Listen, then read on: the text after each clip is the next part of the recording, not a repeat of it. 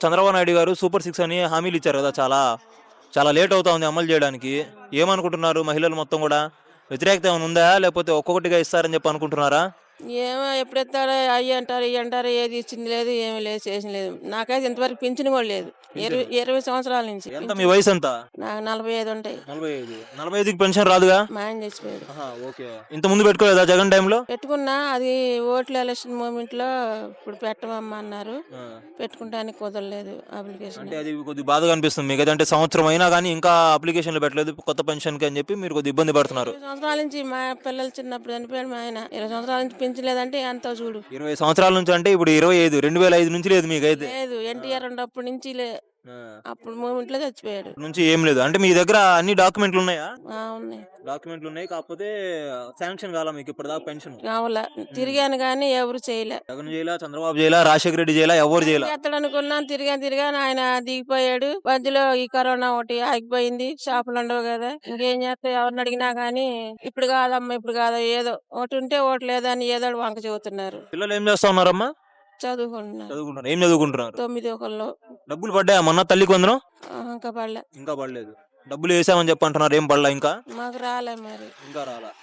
ఈ ఫ్రీ బండ్లు అయినా వస్తున్నాయా? గ్యాస్ బండ్లు ఏం లేదు. అవి కూడా లేదు. అసలు ఏం రాలేదా మీకు? అసలు ఏం లేరా. మీరు పట్టించుకోవట్లేదా? లేకపోతే వాళ్ళే మిమ్మల్ని పట్టించుకోవట్లేదా? మా తప్పకెట్లా మేము బండికి వచ్చి కాయలు అమ్ముకొని వెళ్తాం. సరే అమ్మా, మొత్తంగా ఈయన చేసే పరిపాలన అసలు నచ్చిందా మీకు? చంద్రబాబు చేసే పరిపాలన లేకపోతే జగన్ పరిపాలన నచ్చిందా మీకు?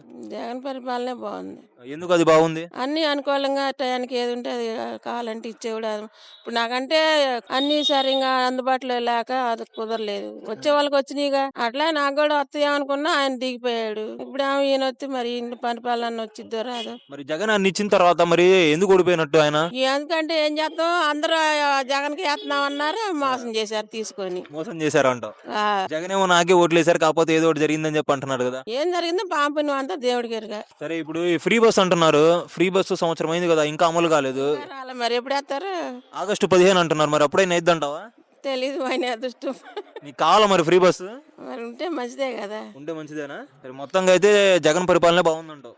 ఆ, మళ్ళీ గెలుస్తాడంటావు జగన్?